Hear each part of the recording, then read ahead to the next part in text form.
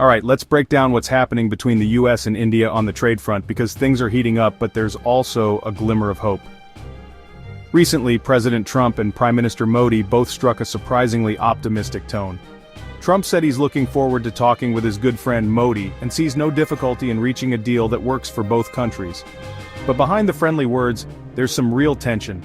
In August, the US slapped an extra 25% tariff on Indian imports, pushing the total duties up to 50%. That's one of the highest rates America charges any trading partner.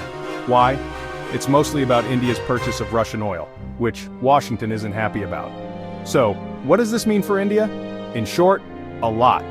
The Indian government estimates that these tariffs threaten $48 billion worth of exports. Think textiles, gems and jewelry, leather goods, marine products, chemicals, auto parts and more.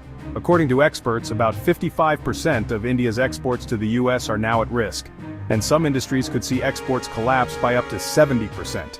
That's hundreds of thousands of jobs on the line. But not everything is getting hit. Pharmaceuticals, especially generic drugs, are mostly exempt. Nearly half of America's generic meds come from India.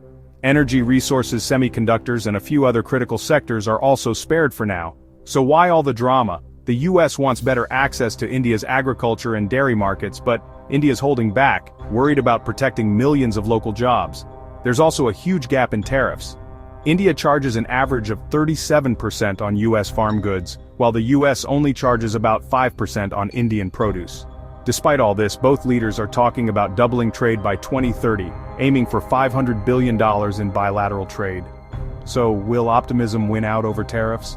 Only time will tell, but for now, a lot of jobs and billions of dollars hang in the balance.